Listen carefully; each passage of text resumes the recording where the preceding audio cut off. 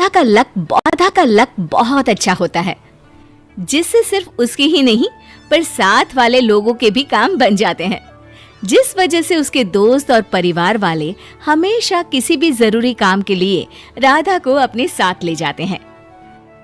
अरे राधा कहाँ मर गई? जल्दी इधर आ। अरे देख तो, लॉटरी का रिजल्ट आने वाला है। मेरी टिकट का नंबर तो देख जल्दी से।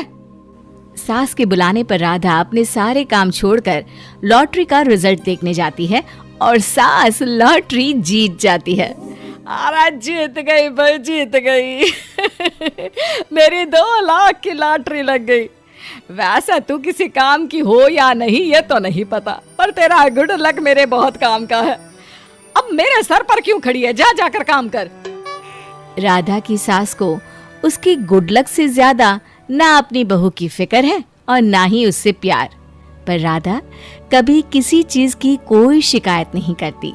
लॉटरी जीतने के अगले ही दिन अचानक सास की तबीयत खराब हो जाती है और उसे हॉस्पिटल में एडमिट करते हैं। बीमारी का कुछ पता नहीं चल रहा, फुल बॉडी चेकअप करना पड़ेगा। आपको जो करना है कीजिए।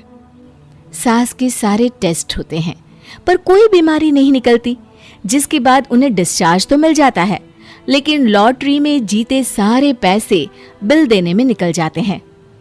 अरे वही बात हो गई, हाथ आया पर मुंह को ना लगा। मम्मी जी, पैसा आता जाता रहेगा, जान ज्यादा प्यारी है। राधा की बात को इग्नोर करते हुए सास घर से निकल जाती है। तभी पड़ोस वाली निम्मी आंटी उनके घर आती है। मैंने कहा घर में कोई है? जी आंटी कहिए। अरे अच्छा हुआ राधा तू मिल गई, मुझे ना अर्जेंट में तेरी मदद चाहिए। निम्मी राधा को कुछ बताए बिना सीधा अपने घर की रसोई में ले जाकर उसे खड़ा कर देती है। ये भटूरे अच्छे बनना किसी गुड लक से कम नहीं, इसलिए प्लीज जब तक जमाई के घर वाले खाना खा रहे हैं तू यहीं रहना। आंटी जी, बस भटूरे फूल जाए इसलिए आपने मुझे यहाँ बुलाया। ठीक है, मैं हेल्प कर देती हूँ। अब दोनों मिलकर भटूरे बनाने लगती हैं, जिसके बाद निम्मी आंटी राधा की मदद के लिए उसे भी छोले भटूरे खिलाकर घर वापस भेजती है। इसी तरह राधा अपने गुड लक से खुशी खुशी कभी दोस्तों, कभी पड़ोसी तो कभी घर वालों की मदद करती रहती है। तुम्हें तो अपना बिजनेस शुरू कर लेना चाहिए, अच्छे पैसे कमाओगी। कैसी बात करती हो? ऐसा सौभाग्य भगवान हर किसी को नहीं देता और हमें इसका फायदा नहीं उठाना चाहिए। अरे जिस गुड लक को तुम अपना सौभाग्य मानती हो उसे और तुम्हें लोग सिर्फ अपने मतलब के लिए इस्तेमाल करके भूल जाते हैं। राधा की बात पर हंसकर राधा कमरे में और माधव ऑफिस चला जाता है। उसी शाम राधा के गुड लक की मदद से सास दूसरी लॉटरी जीत जाती है। अरे 2 गए तो क्या, इस बार तो 3 लाख मिले हैं, इनका अच्छे से इस्तेमाल करूंगी। और इसी के साथ अगले दिन सास दोबारा हॉस्पिटल पहुंच जाती है, जहां एक बार फिर सब चेकअप और टेस्ट के बाद कोई बीमारी नहीं निकलती, लेकिन हॉस्पिटल में रहने और बाकी सब का बिल मिलाकर 3 लाख का बन जाता है। सब घर वापस आ जाते हैं। अगले दिन माधव अपनी डील अच्छे से पूरी करने के लिए राधा को अपने साथ ऑफिस लेकर जाता है। फिक्र मत करो, डील फिक्स हो जाएगी। अब माधव मीटिंग रूम में जाता है और कुछ ही देर में डील फिक्स करके बाहर आ जाता है। अरे कल तक वो डील कैंसिल होने की कगार पर थी और आज तुम्हारे आते ही फिक्स हो गई। अगर आज तुम यहाँ नहीं होती तो शायद मेरी जॉब चली जाती। तुमने मुझसे शादी करके मेरी पूरी लाइफ ही गुड लक कर दी है यार। अच्छा जी, फिर इस life time good luck subscription के लिए क्या अमाउंट देंगे आप? जो तुम बोलो, सब कुछ तुम्हारा ही तो है।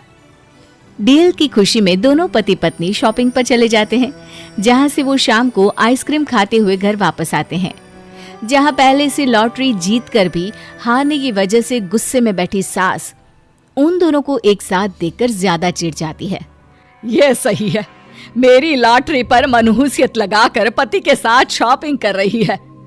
मम्मी जी, हम यहाँ सिर्फ माधव की नई डील सेलिब्रेट कर रहे थे। ओहो, वही तेरे गुड लक से मिली होगी ना डील। देखना उसका भी वही हाल होगा जो मेरी लॉटरी का हुआ। अरे सब डूब जाएगा। मम्मी, कुछ अच्छा नहीं बोल सकती तो बुरा तो मत बोलो। आप एक लॉटरी के पीछे अपने बेटे की खुशियों को बद्दुआ कैसे दे सकती हो? डोंट वरी, ये कुछ भी बोले तुम्हारी डील पर कोई असर नहीं होगा। हाय देखो तो जरा हिम्मत। तेरी शादी अपने बेटे से कराई जिससे गुड लक इस्तेमाल कर करोड़पति बन पाऊं, ना कि बैठकर तेरी बकवास सुनने के लिए। अपनी मम्मी की बातें सुन माधव हैरान रह जाता है। आप राधा के साथ ऐसा सलूक नहीं कर सकती। अपने मतलब के लिए उसका इस्तेमाल करना बिल्कुल गलत है। ये तो उसकी अच्छाई है कि वो हमेशा सबकी निस्वार्थ सेवा और मदद करती रहती है। अगर चाहे तो गुड लक के बदले आपसे क्या किसी से कोई भी काम करा के खुद करोड़पति बन सकती है, लेकिन वो ऐसा नहीं करती है और आपको भी नहीं करना चाहिए। मम्मी, आप कितनी भी कोशिश कर लीजिए, ऐसे स्वभाव के साथ हमेशा हार ही हाथ लगेगी। सास को ऐसा बोल राधा रसोई में चली जाती है, जिसके पीछे माधव भी रसोई में आता है। तुमने ऐसा क्यों बोला कि हमेशा हार मिलेगी? क्योंकि मम्मी का स्वभाव मेरे और गुड लक के लिए अच्छा नहीं है, इसलिए उनके साथ अच्छा नहीं हो सकता। मतलब मैं कुछ समझा नहीं। जो इंसान सिर्फ अपने फायदे के लिए किसी मतलब से गुड लक का इस्तेमाल करता है और फिर उसके लिए कोई इज्जत नहीं दिखाता, तो गुड लक उसके साथ नहीं रहता और उसका बना हुआ काम भी बिगड़ जाता है। जैसे कोई बीमारी नहीं होने पर भी मम्मी लॉटरी जीतते ही हॉस्पिटल पहुंच जाती हैं। ओह, तो वो इस वजह से होता है। मतलब अगर कोई गुड लक का इस्तेमाल कर उसकी इज्जत नहीं करेगा तो उसके साथ कुछ भी हो सकता है। फिक्र मत करिए, किसी की जान पर कोई खतरा नहीं है।